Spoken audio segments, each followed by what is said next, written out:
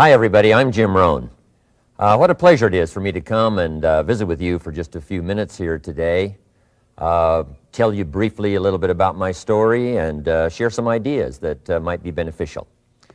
I've lectured in some high school classrooms in California and Arizona and some universities and colleges, Pepperdine University, San Diego State, Arizona State University.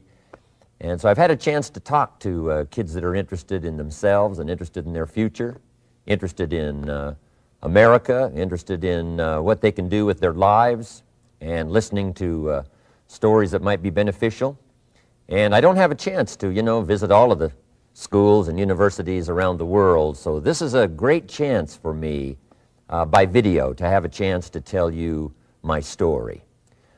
Just briefly, let me tell you my story. I grew up in Idaho, farm country. My father still lives on the old homestead where I grew up, southwestern Idaho. He'll be 91 his next birthday, and I'm very proud of him. I went to high school. I graduated. I went to college 1 year. Halfway through my second year, I decided I was smart enough, so I quit. One of my major mistakes. I should have stayed in school. But I thought, heck, I'm smart enough to get a job. And back then I thought, that was it. If you're smart enough to get a job, what else would you need? Found out later, a big mistake. But anyway, I quit school at age 19, went to work. A little while later, persuaded a beautiful young lady to marry me with a lot of fancy promises. And fortunately for me, we got married. A little while later, I started my family. And I'm out there working hard, doing the best I thought I could. But year by year, I kept falling a little further behind, buying a little more than I could conveniently pay for on time. And the creditors are finally starting to call saying, hey, you told us the check was in the mail. I'm not feeling at all good about that. About age 25, I've got pennies in my pocket, I've got nothing in the bank, and way behind on my big mouth promises to my family, and wondering what could I do to make my life better. I was willing to work hard. That was not my problem. But I just wasn't making the progress I wanted to make. And then good fortune came my way. Sometimes it's difficult to describe good fortune, why something remarkable happens to you at a particular time. One of my friends says, well, hey, things don't just happen. Things happen just. And maybe that's it, I don't know. But my good fortune was I had a chance to meet a very wealthy man. His name was Mr. Schoaf, Mr. Earl Schoaf. A friend of mine had gone to work for him, and he started telling me about this man. He said, you got to meet this man. He's rich, but he's easy to talk to. And he's got a remarkable philosophy of life. And he kept going on, and I thought, well, I've got to meet this man. So shortly after that, I had a chance to meet this Mr. Schoaf, and I was impressed. He was rich.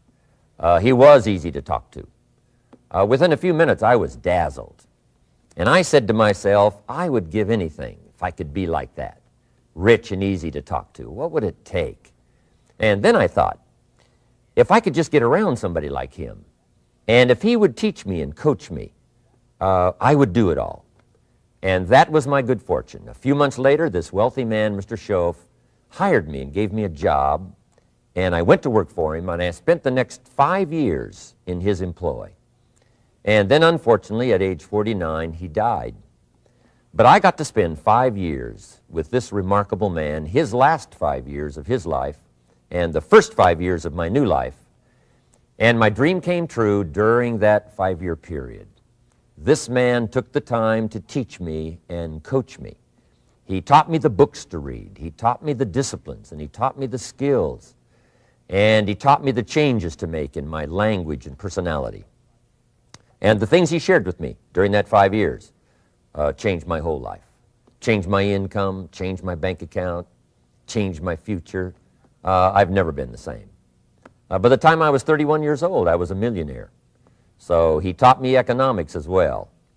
So how lucky can you get to meet the right person at the right time who takes the time to share with you ideas that can change your life? A lot of rich people, right, don't take the time, but he did, and he also had the ability. Some people want to share their experiences, but they don't quite know how to say it, but he had it all, and he used language that I could understand, and those ideas greatly affected my life. I wish he was still alive today. If he was, I'd be calling him today one more time, thanking him for the time he spent with me sharing his life and his experiences that so dramatically affected my life. Then, how I really came to be invited to speak to you today. 30-plus years ago, I was living in Beverly Hills, California. And a friend of mine one day said, "Jim, you've got to come and tell your story to my service club." He belonged to the Rotary Club. And he said, "I know your story. Idaho farm boy makes it to Beverly Hills." But he said, "I know my club members would love to hear your story. Would you come and at our breakfast meeting and tell your story?" And I said, "Okay." So I arranged a little talk, went and shared my story that morning, and guess what? They liked it. And my phone rang. Another club called and said, "Would you come and tell us that story?" My phone rings. Another club calls, said, "We've heard about your story. We have a luncheon meeting. Would you come share your story?" First thing I know, I'm spending a little piece of my time giving these breakfast talks and luncheon talks. And then one day, a man who heard my talk about 3 times said, "Would you come and talk to my management and salespeople?" He said, "I've got this little company going, and he said, if you would spend some time talking with my management and salespeople, I'd be happy to pay you." And I thought, wow, wouldn't that be something? Tell my story and my experiences and get paid? He said, "I'd be happy to."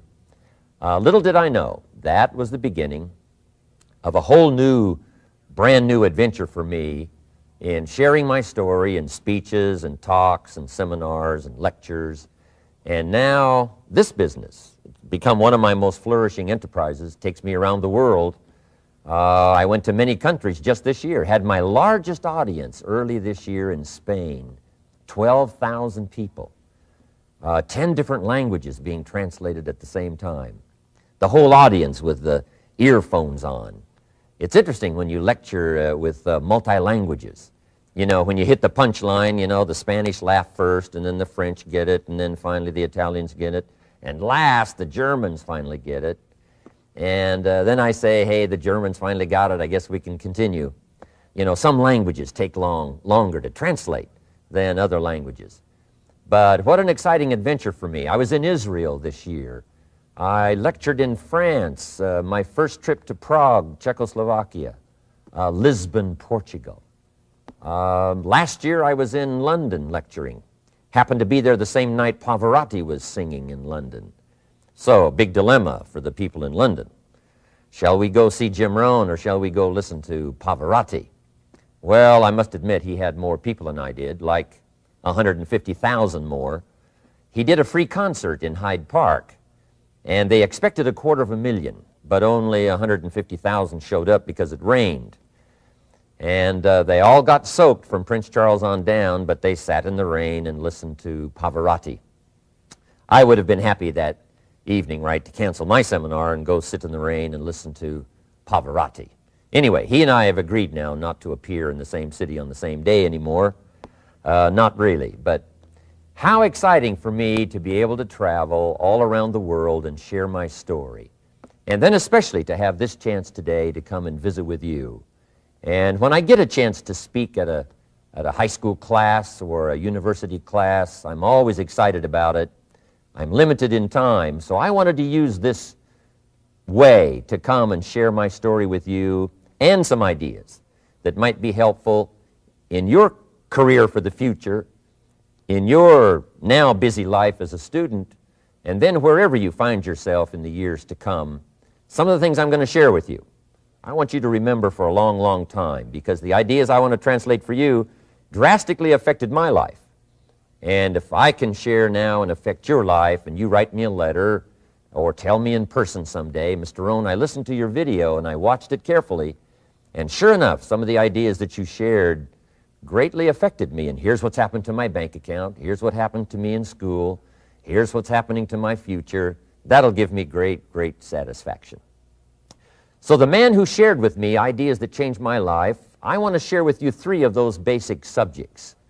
When I met him, I was 25 years old, and when I first got acquainted with him, I used a lot of excuses as to why I wasn't doing well. And he said, well, tell me a little bit about your story. And I told him, you know, I was behind on my bills, had pennies in my pocket and nothing in the bank, that I was embarrassed about being behind on my big mouth promises to my family. And then he gave me one little simple phrase that really forever changed my life. And here's what he said: Mr. Rohn, if you want the future to change for you, you've got to change. And he said, if you don't change, the next 6 years of your life is going to be just like the last 6. You'll still be behind on your bills. You'll still be behind on your promises. But then he gave it to me in the form of a promise. When I was 25 years old, I've remembered it all these years, and I've shared this promise now with probably over 3 million people in the last 30 plus years. And it's going to be valid for you, so listen carefully to this promise. My teacher said to me, young man, if you will change, everything will change for you. If you will get better, everything will get better for you. What a clear message that was for me. He said, if you'll change your philosophy, if you'll change your habits, if you'll refine your thinking, if you'll change and accept some new disciplines, if you'll turn the corner where you've been in the past, go for a new life for the future, he said, all kinds of remarkable things will happen for you if you will change. Before I met Mr. Schoaf, I used to cross my fingers and say, I sure hope things will change. I was hoping the government would change and the tax structure would change and that my boss would change and pay me more money. I was hoping that, you know, economics would change and prices would come down, and I was hoping that circumstances would get better.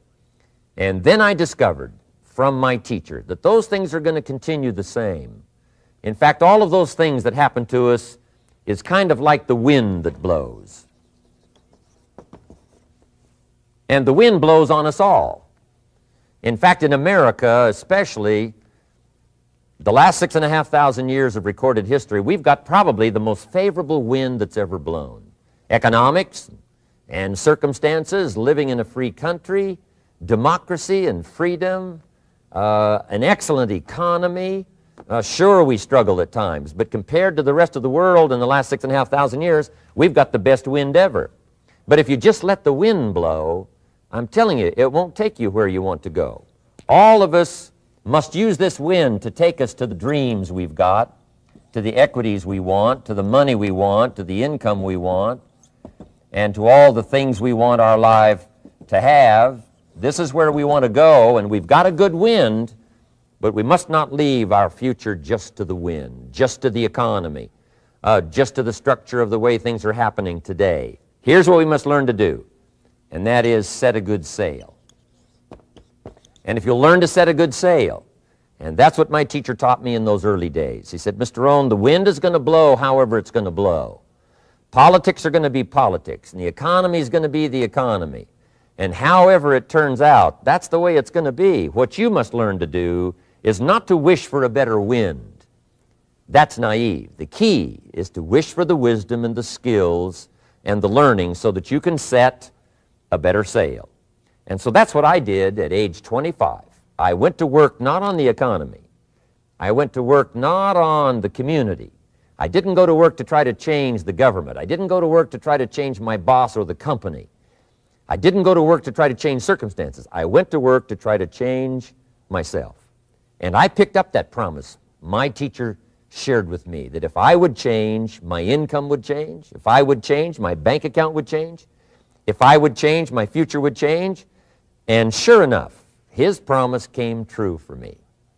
The first 6 years of my economic life, I wound up broke. Those pennies in my pocket, nothing in the bank, behind on my promises. The second 6 years of my economic life, I wound up rich. But interestingly enough, the second 6 years of my economic life, the government was about the same and the economy was about the same. You know, the companies were about the same. What they paid was the same. Circumstances around me were the same. You know, my negative relatives were the same. But I was not the same. That's how my life changed. And that's how things started working for me, changing my life all those years ago. So that's what I wanted to share with you to begin with, this beginning of what Mr. Schoaf shared with me, that if I wanted my life to change, this was what I was going to have to do. And so he broke it down into 3 subjects that really made an impact on my life, and I want to share those with you. The first subject he called personal development. And the second subject he called setting goals. And the third was how to become financially independent. And I'd like to give you just a few clues from those three major subjects that so dramatically affected my life. And let's get started. The first one is personal development. Now, in illustrating personal development, Mr. Schoaf, my teacher, started with money. You know, money's not the only place to start in talking personal development, but it's where he started, so let me share the thoughts he shared with me back then. Let me share them with you. Here's the best lesson I can give you on economics. It's very simple. We get paid for bringing value to the marketplace. That's about as simple as I can put economics. We get paid for bringing value to the marketplace. Now, it takes time to bring value to the marketplace. However, we do not get paid for time, so we cross that out. Mistakenly, the man says, I'm making about $20 for an hour. Not true. If that was true, you could just stay home, right, and have him send your money. So that's not true. We don't get paid for time. We get paid for value brought to the marketplace. Now, since that's true, here's one of the key questions of my talk to you today. Is it possible to become twice as valuable to the marketplace and make twice as much money in the same time? Is that possible? The answer is yes. Could you become 3 times as valuable as you might be right now to the marketplace and make 3 times as much money in the same time? And the answer is yes. 5 times, 10 times? Of course. America is unique. It's a ladder to climb. It starts down here, let's say, at $5 an hour, and it keeps going up. Top income last year, $80 million. The guy who runs Coca-Cola. Now, that's a heck of a ladder. That's why everybody wants to come here, right? The boat people are not headed for Vietnam. People haven't plotted and schemed for 50 years saying if I could just get to Poland, everything would be okay. Not true. Everybody wants to come to America. And the reason is because we've got the best wind ever blowing in our favor. We've got the best economic opportunity anybody's had in 6,500 years. And all you have to do is understand it and take advantage of it.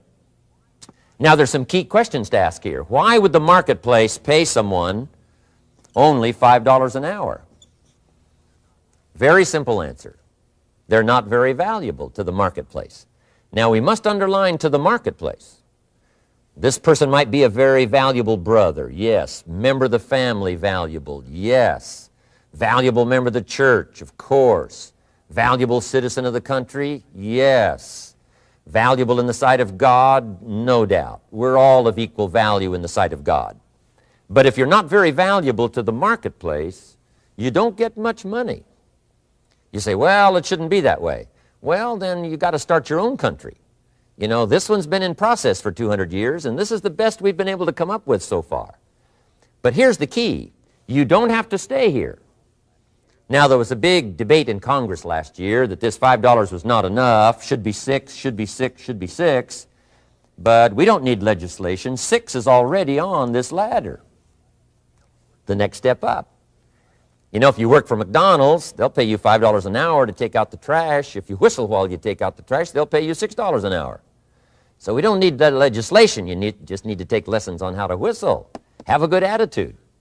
Now, as you begin to climb this ladder, why would the marketplace pay some people $50 an hour? Answer, evidently, they must be more valuable to the marketplace. 10 times more valuable. And is that possible for someone to be 10 times more valuable and earn $50 an hour instead of 5? And the answer is yes. That's what America is all about. Now, why would the marketplace pay some people $500 an hour? Evidently, this person must be much more valuable to the marketplace. That's what's important to understand, to the marketplace. And would the marketplace pay one person $80 million for 1 year's work? And the answer is, of course. If you helped a company make $1 billion, would they pay you $80 million? I'm telling you, it is possible. And that's why America is so exciting. That's why this financial ladder is so exciting. It's possible for all of this to come true for all of you, no matter where you start. As a student in school, just getting started out there in the workplace, this is all possible for you. Now, Mr. Schoaf gave me the clue on how to climb this ladder as high as I wanted to climb.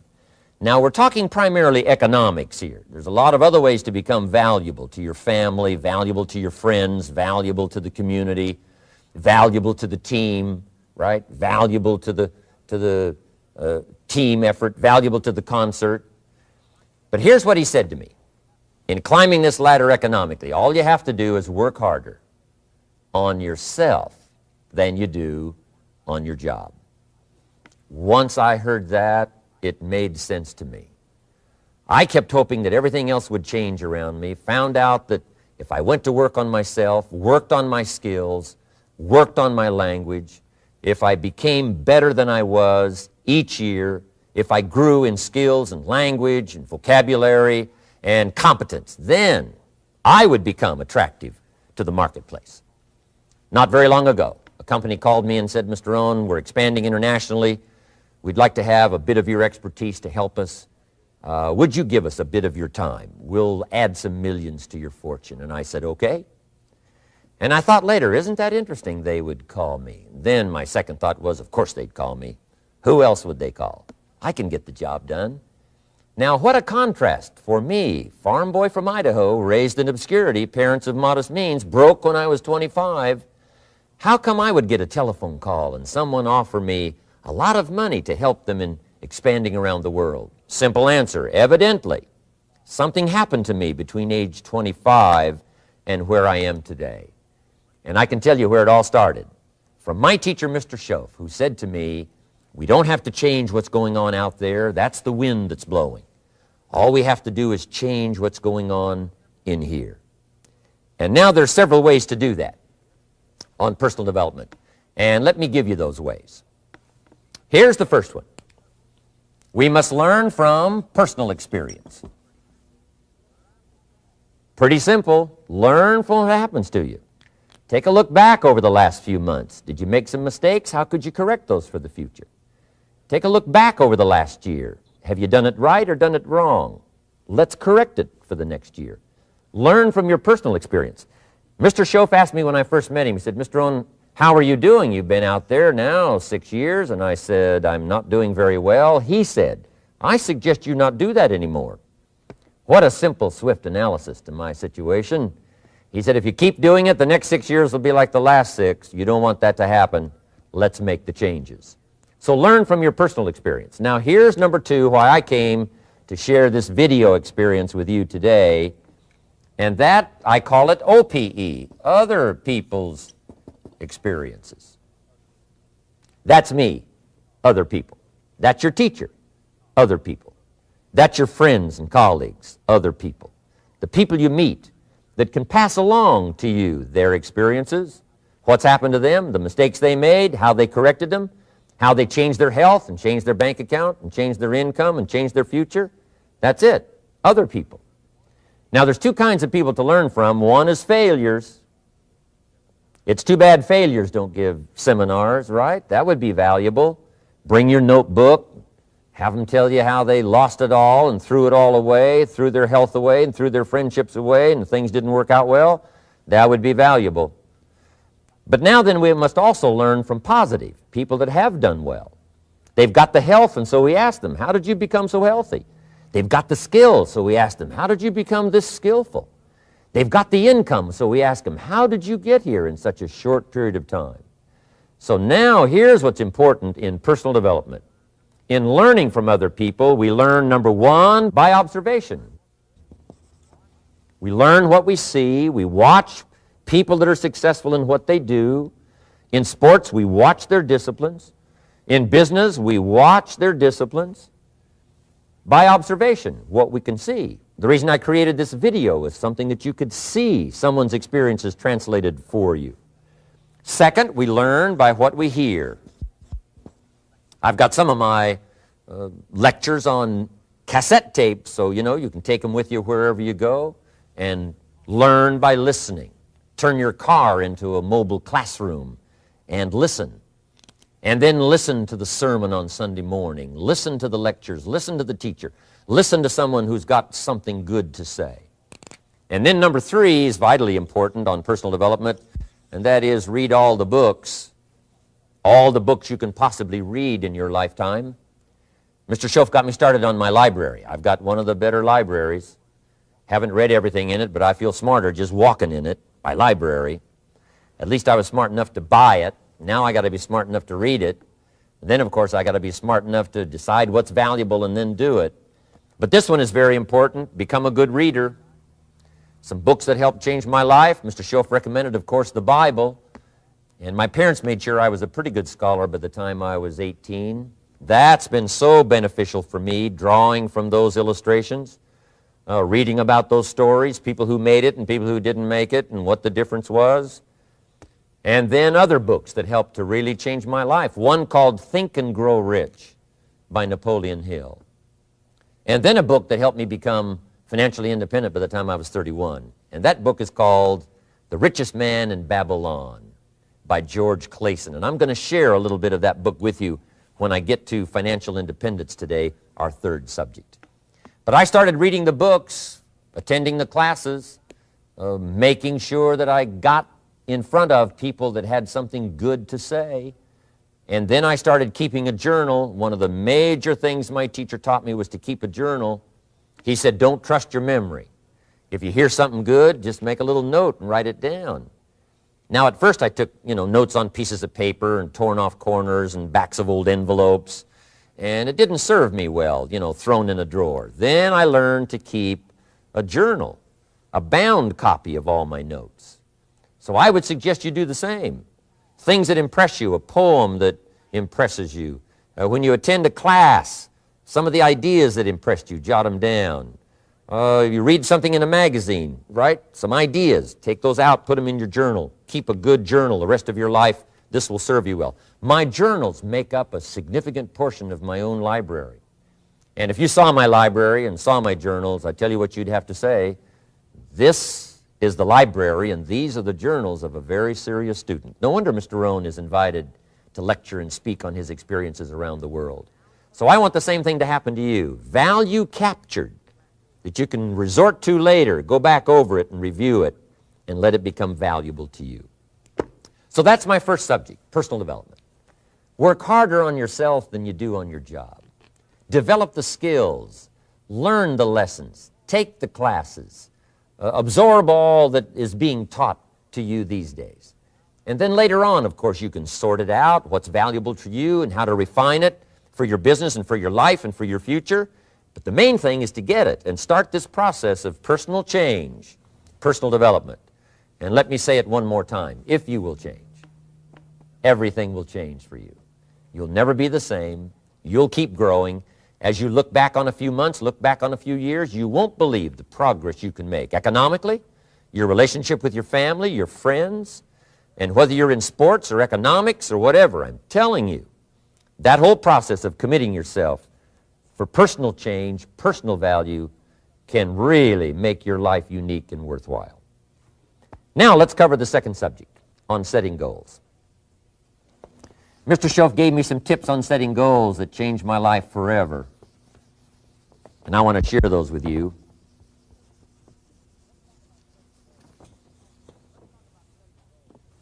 So let's talk about setting goals, and I also want to tie it to personal development, and you'll see how I'm going to do it as I progress here. Setting goals. We need to take a look into the future. There are 4 things to consider in terms of attitude. One is how you feel about the past. Best advice I can give you on that is treat the past as a school. Let it teach you the mistakes you've made, the things that went wrong, the things that didn't work. Don't use the past as a burden to carry, and don't use the past as a club to beat yourself to death. past losses, past failures, past mistakes. But let the past be a school. Tough school maybe. We've all been through some tough stuff. So if you feel good about the past, draw from it for experience and let it teach you. Then next is how you feel about the future. We've got to have the future well designed. The future is called the promise. And here's what we teach in our leadership series.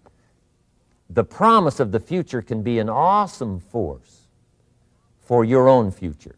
The promise of the future, designing the future. There's two ways to face the future. One is with apprehension, and the other is with anticipation. I promise you, in my travels around the world, most people face the future with apprehension. And here's why. They don't have it well designed. They've sort of left that up to someone else to fix. But here's the best way to face the future, with anticipation. And you can face the future with anticipation if the future is clear, if the future is well designed. And I would like to have you consider some thoughts with me that help me to really change my future by giving it some thought and some consideration. And here it is. In setting goals, it's very simple. Number one, decide what you want. You just take a little time. You sit down and say, what do I want? What kind of skills do I want? What kind of income do I want for the future? What would I like? Where would I like to go? Places I'd like to visit. Habits I'd like to acquire. Skills I'd like to have. You just take a little time to think about what you want. Economics, friendships, people you'd like to meet, places you'd like to go. You just take some time. And then I suggest, when you've thought about what you want for the future, make a list. Just jot it all down. It's really a very simple process. And then here's number three. Keep all the old lists. I'm telling you, this served me so well, keeping my old list of goals. I look back now 10, 20 years ago at goals I set, lists I made, and I smile now because here's what I thought was so important, 20 years ago. Now some of those things aren't even on my list. I've got a new list. I've grown. I've changed. I've matured. But I give you that advice. Decide what you want. Number two, write it down. Number three, keep the old lists. And then here's number four. When you get something that's on one of these lists, check it off. Part of the fun of having a list is checking it off. And then if you can add some drama to checking it off, see, that's what really helps. I set a goal to go to Spain many, many years ago. And when I finally made my first trip to Spain, I had that journal with me that had that list in it. And while I had my journal on my lap, waiting for the wheels to touch down in Madrid, I waited until the wheels touched the runway, and I checked it off. Just adding a little drama. So, part of the fun of having a list is checking it off. Now, here's what's important about the lists and designing your future. If the future gets clear, the price gets easier. Because you got to remember, for every promise, there's a price to pay. Everybody's got to pay the price. Everybody's got to do the deal. Everybody's got to do the disciplines. Everybody has to pay. But here's what I've discovered. If the promise is clear and powerful, the price is easy to pay. The price is some classes. The price is a few books. The price is a few disciplines. The price is finding something that'll make your life better, make you grow, make you change, make you develop. So the first part of the key is to design the promise. Then, what is the price to pay? I'm telling you, the price will be easy. Anybody in my audience can pay it, no matter where you are, where you come from. Color doesn't matter, religion doesn't matter, where you grew up doesn't matter, circumstances don't matter. I'm telling you, if you'll make the promise of the future clear for yourself, the things you want, the places you want to go, the things you want to have, the person you want to become, the skills you want, the homes you want, the future you want, the friends you want, all of the values of life that you could possibly want. If you'll make that clear, make those lists, and be serious about it, I promise you it's an easy price to pay. Anybody can pay it.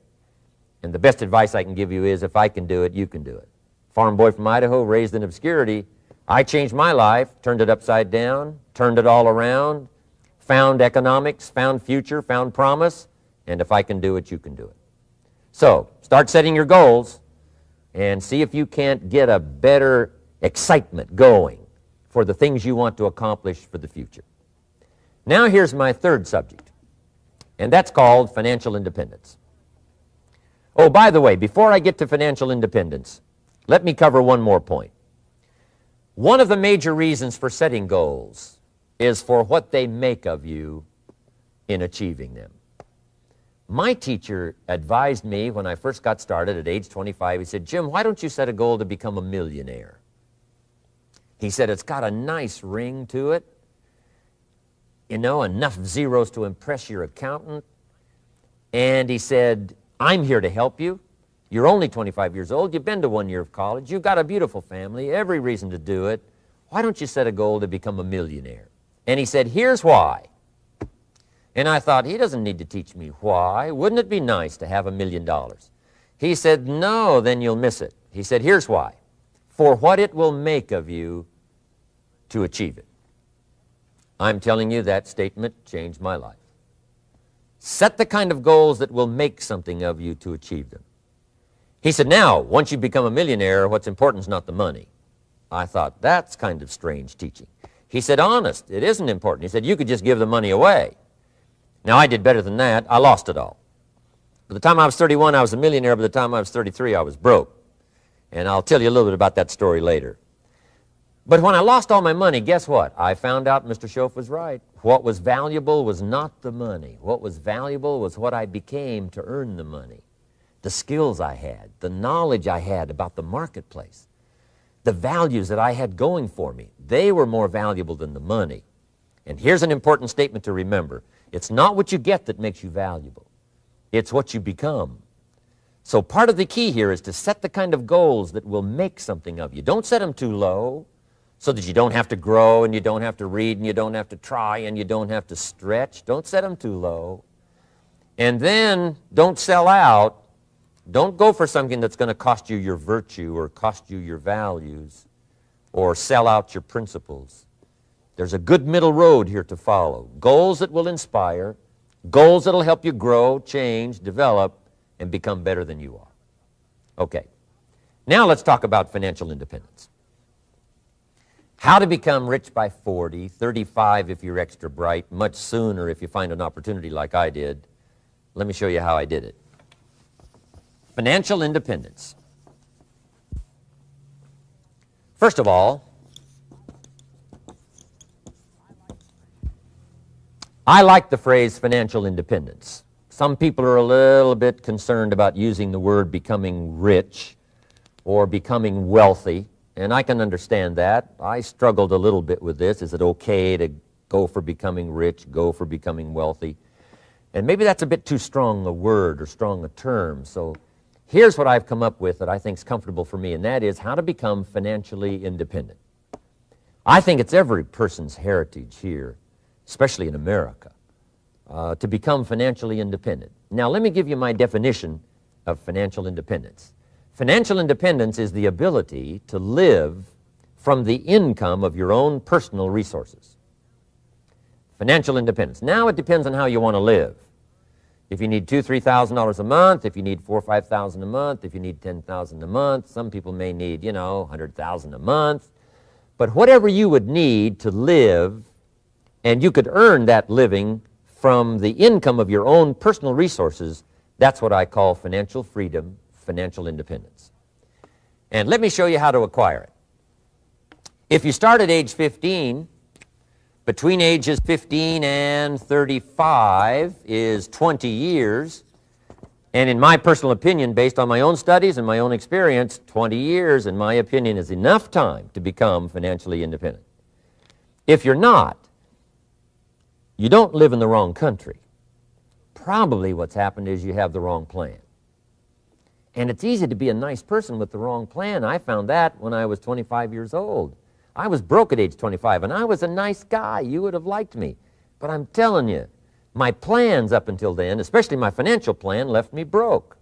I totally changed it the next 6 years, and I became financially independent. So I know what I'm talking about. It is possible in a reasonable amount of time, 15 to 35, whatever, 20 years' time, enough time. You can do it in a much shorter period of time, like I did if you want to, but this is a reasonable enough time. But here's number one. First of all, you got to have the right philosophy. Philosophy is our ability to gather knowledge and sort through it and decide what's valuable. To develop a philosophy about life, a philosophy about our health, a philosophy about our family relationships, a philosophy about economics. And if you develop the right philosophy, that's what helps to set this sail so that in 6 years it takes you where you want to go instead of winding up like I did that first 6 years of my economics, broke, no money, empty bank account. The right philosophy. Now let me give you a couple of philosophies to consider. Here's the first one. It's called the philosophy of the poor. And here it is. Poor people usually spend their money and invest what's left. That's the philosophy of the poor. Now here's the philosophy of the rich. Rich people invest their money and spend what's left. And here's the startling answer. It really doesn't matter what the amount is. What's most important is not the amount. What's really important is the philosophy. So I would ask you to adopt this philosophy of spending after you have invested. Invest first, then spend. And I've got a little formula that I'm going to share with you. Now, what should a child do with $1? I mean, there's a lot of debate going on, I'm sure, across the country on what a child should do with $1. Here's one opinion. It's only a child and it's only $1. What difference does it make? Well, in my opinion, it makes all the difference in the world. A person's economic future starts with a child with $1. Somebody says, oh, no, you're only young once. Let him spend it all. Well, when would you hope that would stop? Somebody says, well, wait till he's 50 and broke like me and then he'll learn. Well, no, we don't want to wait that long. If I would have known earlier than age 25, I would have changed. In high school, if they would have had classes called Wealth 1, Wealth 2, I'd have taken both classes. I would not have waited until age 25. So, the earlier the better. So, what should a child do with $1? Here's the simple premise to begin with. Don't spend it all. And if a child wants to spend the whole dollar, you got to say, hey, don't spend it all. Don't spend it all. They'll say, why not? It's my dollar. I earned it. You say, I know you earned it, but don't spend it all. They'll still say, why not? Say, let me show you why not. So you put them in your car, take them to the other side of town, and show them where people live that spend the whole dollar. You just drive them around. Kids learn best by visual. Just drive around and say, would you like to live here? Kid says, no. Would you like to live like these people live? Kid says, no, no. Then you can't spend the whole dollar. So, kids will get the message. So, take them to the other side of town and show them around, unless you already live there, and then just show them around. Anyway, don't spend the whole dollar. Now, let me give you my best view of what to do with $1. And I promise you, if you started at age 15, now if you're over 15, right, you've still got plenty of time. You still got 20 years. If you're 30, you still got 20 years. I mean, you still got plenty of time to start what I'm about to share with you. What to do with $1. Here's my first bit of advice. Never spend more than 70 cents. Never spend more than 70 cents. Now, you got to pick some number, and the number you pick is going to be determined by your philosophy. It's going to be determined by what you've been taught or your experience teaching yourself. When I first met my teacher, Mr. Schoaf, I was at about 110% of each dollar.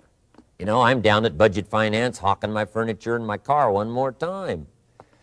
And then I learned a whole better formula for financial independence. Number one, don't spend more than 70 cents. Now, kids say to me, well, okay, what do I do with the other 30 cents? And here's what I teach them. 10 cents for charity.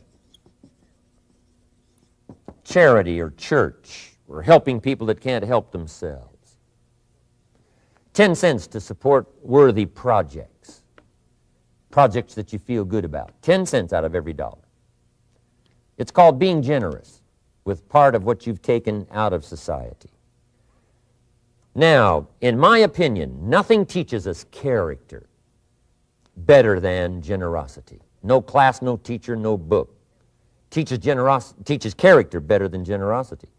And the best time to start is when the amounts are small And I know if kids learn these lessons well, they'll give a dime out of a dollar, help people that can't help themselves, support worthy projects. Or if you belong to a church, they teach tithe, piece of. That's very important. Now, because when the amounts get larger, sometimes it's a little more difficult. You know, giving 100,000 out of a million, someone says, oh, if I had a million, I'd give 100,000. I'm not sure. That's a lot of money. So the time to start is when the amounts are small, 10 cents out of the dollar. Okay, next 10 cents I call active capital. Active capital means do something to make a profit. Active capital. Set aside a portion of your income. Wages are okay, but I'm telling you, wages will make you a living. Profits will make you a fortune. So set aside part of your income as capital, called active capital. Any kind of project you can possibly think of, you can possibly come up with. I'm going to write a new book, I think, for kids. I think the title is going to be, Of Course, Kids Should Pay Taxes. It's kind of an interesting title. In California, kids do pay taxes. When a child walks into 7-Eleven, buys something that costs $1, the proprietor says, give me 7 more pennies. And the child says, hey, what's these 7 pennies for? And the proprietor says, that's the taxes. Kid says, well, hey, I'm only 8 years old. Proprietor says, congratulations, you're my youngest taxpayer. Give me the money. So in California, where I live, kids do pay taxes. Big question is, should they? And my book will answer that question. Of course, kids should pay taxes. Nothing is for free. If you want to ride your bicycle on the sidewalk instead of in the mud, you got to pay the 7 pennies. Nothing is free, so we all have to pay. So, 10 cents out of your living, out of the money you earn, set aside for capital. Capital to try your best to show a profit. And in my book, it's going to be all kinds of ways kids can make money, right? 2 bicycles, one to ride and one to rent. I mean, you know, it doesn't take long to figure out some enterprise that'll start making a profit. Then you must jot this down if you're taking notes. Profits are better than wages.